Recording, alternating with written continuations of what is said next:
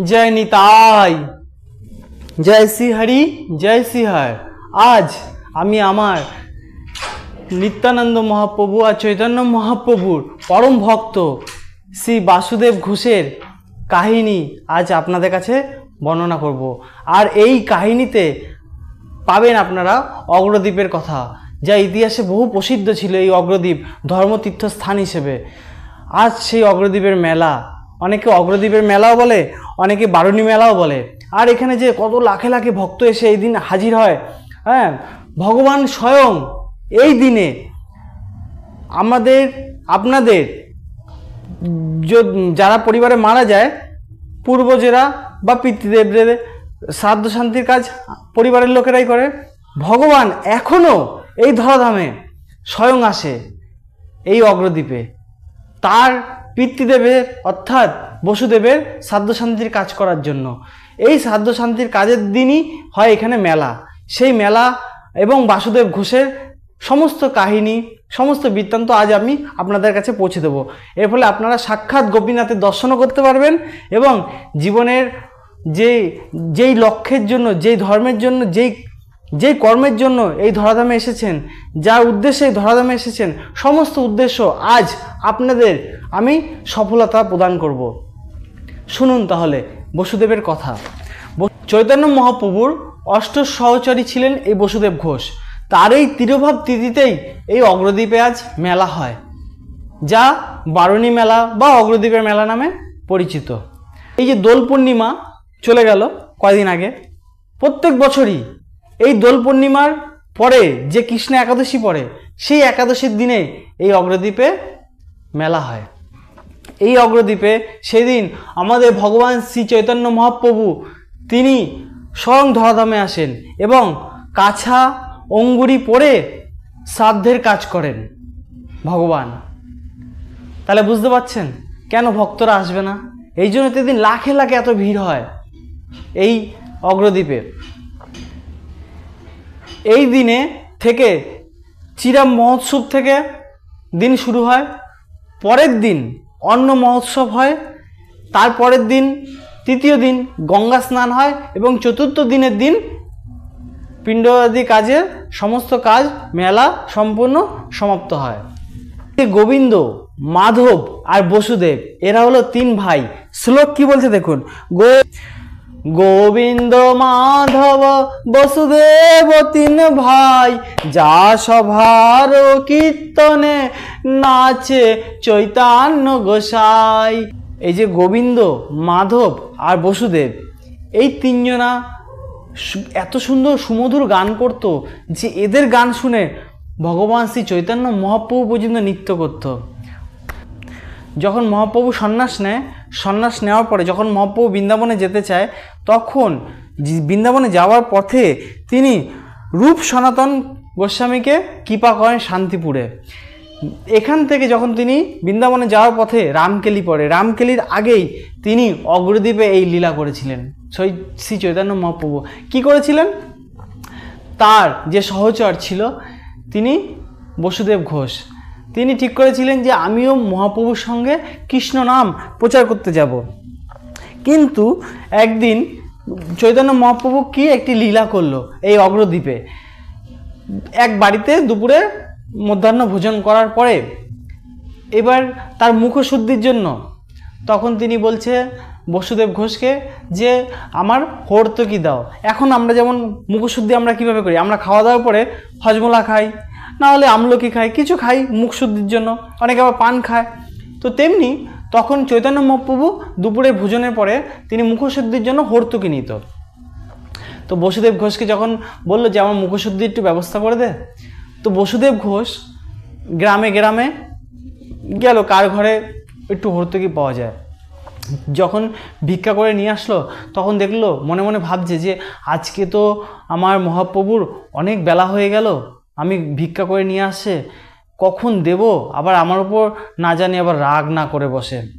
এই জন্য কী করলো বসুদেব ঘোষ, আরও কিছু বেশি করে হর্তকি নিজের কাছে নিয়ে রেখে দিল। সে ভাবলো যে সে তো ভগবান, আমি যার জন্য করছি সে তো ভগবানের জন্যই করছি, তাই না, এতে আমার আবার নিজের বাসনা কোথায়, সে মনে মনে এটা ভেবে নিয়ে রেখেছিল। পরের দিন যখন চৈতন্য মহাপ্রভু আবার মধ্যাহ্ন ভোজন করার পরে বসুদেবকে বলল, হে বসুদেব, আমার মুখশুদ্ধির জন্য কিছু হর্তুকি ব্যবস্থা করে নিয়ে আয়। তখন বসুদেব সঙ্গে সঙ্গেই সেই হর্তুকি দিয়ে দিল এবং সে ভাবলো প্রভুর আজকে আর বিলম্ব হবে না, প্রভু তাড়াতাড়ি প্রসন্ন হয়ে যাবে। কিন্তু দেখলো এগিয়ে আর এক উল্টো ঘটনা হয়ে গেল। কি হলো? বসুদেবকে তখন বলছে মহাপ্রভু, হ্যাঁ তোকে বললাম নিয়ে আসতে, ইতিমধ্যে তোর ভিক্ষা করে নিয়ে এসে দিয়ে দিলি আমাকে।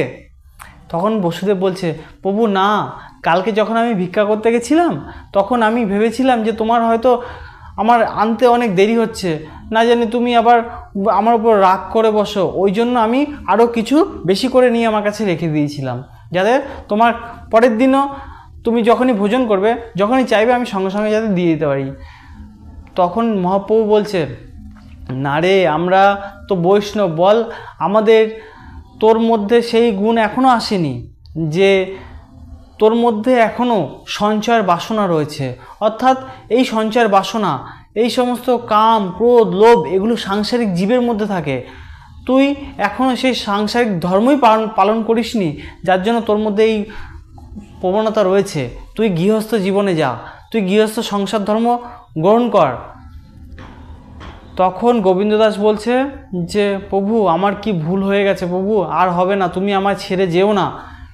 তখন মহাপ্রভু বলছে যে দেখ, আমি যে তোকে ছেড়ে যাব না, তুই বল তোর মধ্যে কি সংসারের এই যে প্রবণতা ছিল বলেই তো, সঞ্চয়ের প্রবণতা ছিল বলেই তো আজকে তুই হর্তুকিগুলো রেখেছিলি। তা তুই সংসার ধর্মটা গ্রহণ কর, আমি তো বলছি ওখানেও তুই আমাকে লাভ করতে পারবি। হ্যাঁ, এখান থেকেও চৈতন্য মহাপ্রভু সবাইকে শিক্ষা দিয়ে যাচ্ছে যে দেখুন, এই সংসার ধর্ম থেকেই কিন্তু ভগবানকেও লাভ করা যায়। ভগবান প্রত্যেকটা জিনিস কেনই লীলা করেছে আপনাদের জানানোর জন্য, যে আজকে গোবিন্দ ঘোষের মাধ্যমে আপনাদের জানাচ্ছে। এই যুগে, এই কলিযুগে সম্পূর্ণ চৈতন্য মহাপ্রভু বলে গেছে যে সংসার ত্যাগ করা সম্পূর্ণ নিষেধ, সংসার ত্যাগ করে ভজন সাধন করা সম্পূর্ণ নিষেধ। এগুলো যেই যুগে ছিল, কিন্তু এই যুগে আরও আপনাদের সবার জন্য চৈতন্য মহাপ্রভু সহজ সরল উপায় করে দিয়ে গেছে যে যা করবে সংসারের মধ্যে থেকেও ভগবানকে ভজন সাধনা করা যায়।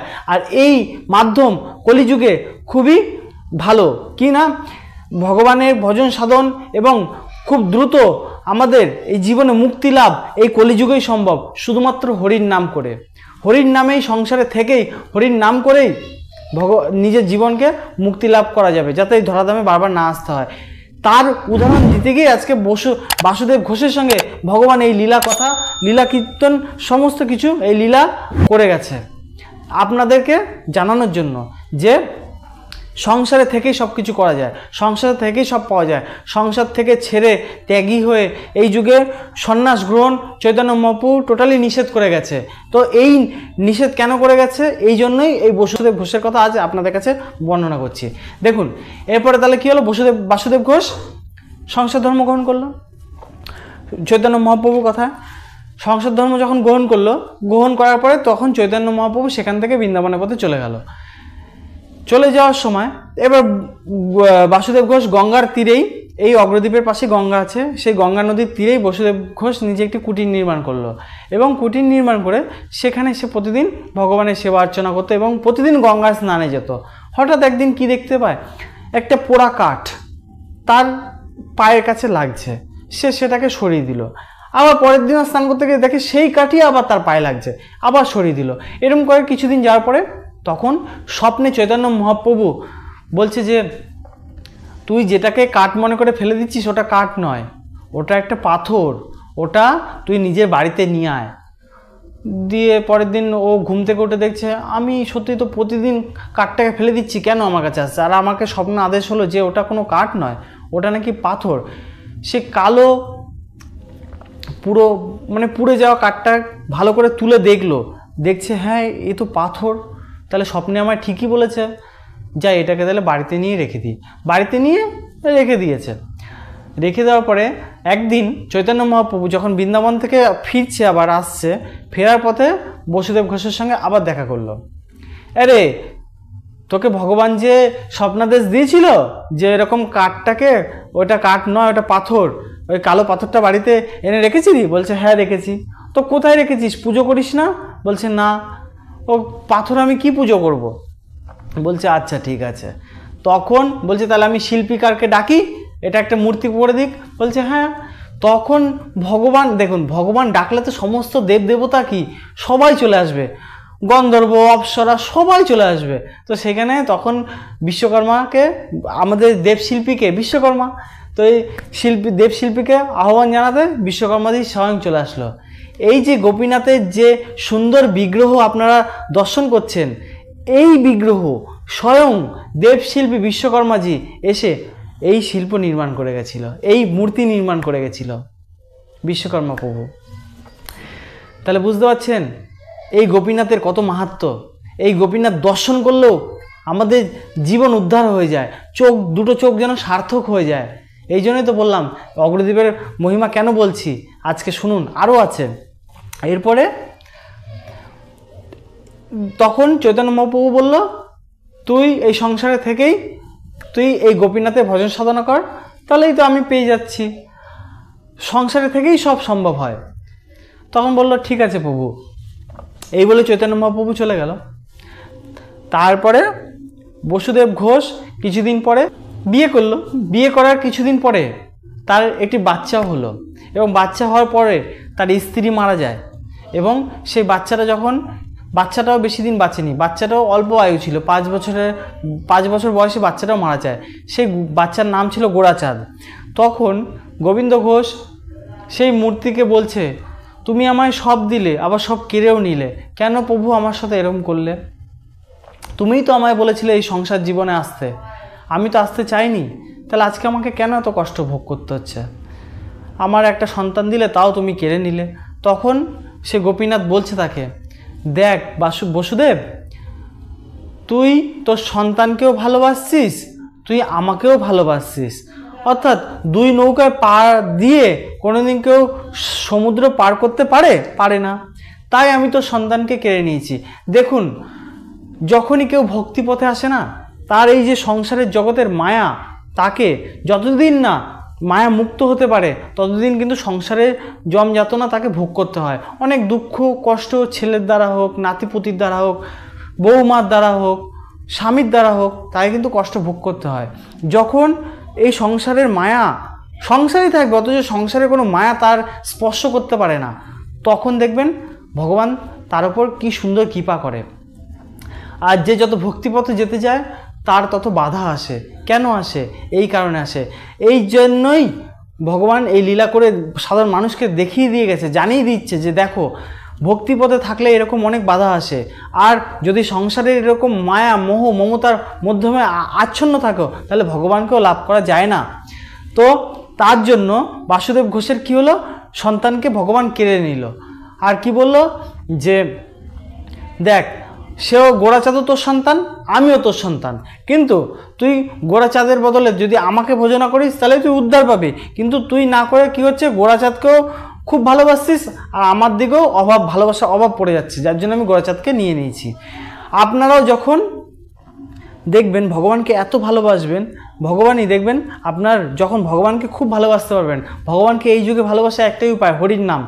যত হরির নাম জপ করবেন না, তত আপনি ভগবানকে কাছে পাবেন। আর দেখবেন ভগবানই আপনাকে সমস্ত দিক থেকে সাহায্য করবে, আর সংসারের এই সমস্ত মায়া টান থেকে আপনাকে মন দূরে সরিয়ে দেবে, এই ভগবানই করিয়ে দেবে, যেটা করেছে বসুদেব ঘোষের ওপর।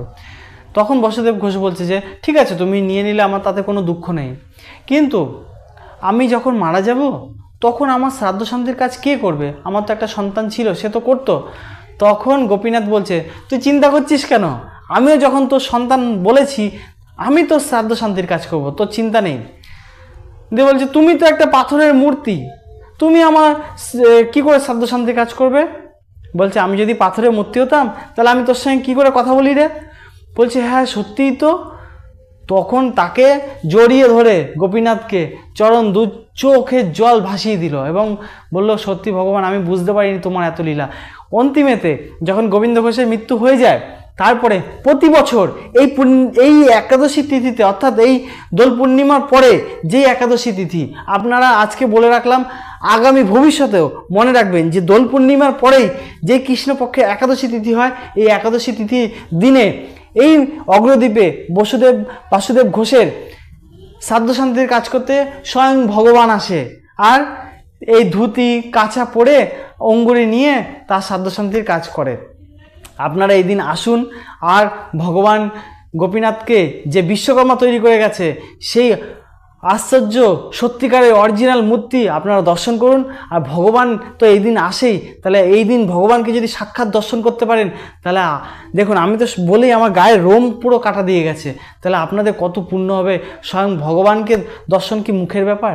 তো আপনারা আসুন, আর যদি আমার এই ভিডিওটি আপনাদের কাছে ভালো লাগে তাহলে ভিডিওটি লাইক আর সাবস্ক্রাইব করে দেবেন এই ধরনের ভিডিও আপনাদের কাছে পৌঁছে দেওয়ার জন্য। হ্যাঁ, এই দিন একাদশী আছে, আমার এই চ্যানেলে এই পাপমোচন এই একাদশী ব্রতকথা আমি দিয়ে দিয়েছি, আপনারা দেখে নেবেন। এই একাদশীর দিনে যদি আপনারা একাদশী ব্রতকথাও শোনেন তাহলে একটা একাদশী করার ফল পাওয়া যায়। এই জন্য বলি, যারা বিভিন্ন কাজে যুক্ত থাকে, যদি একাদশী করতে নাও পারে, অন্তত একাদশী যদি ব্রতকথাও ভক্তি ভরে শ্রবণ করে তাতেও কিন্তু একাদশী ফল পাওয়া যায়। কেন? কারণ নববিধা ভক্তির মধ্যে শ্রবণমও একখানা ভক্তি, শ্রবণমের মাধ্যমেও ভগবানকে লাভ করা যায়, যেটা নববিধা ভক্তিতে বলছে। তো তাই বলছি যে এই একাদশীর মাহাত্ম্য কথা আমার এই ইউটিউব চ্যানেলে দেখুন, ভিডিওতে পেয়ে যাবেন। অন্তত ব্রতকথাটা শুনুন, যদি একাদশী নাও করতে পারেন তাতেও একাদশী করার ফল পাবেন। ধন্যবাদ। আপনি সুস্থ থাকুন এবং পরিবারকে সুস্থ রাখুন। জয় শ্রী রাধে, জয় নিতাই।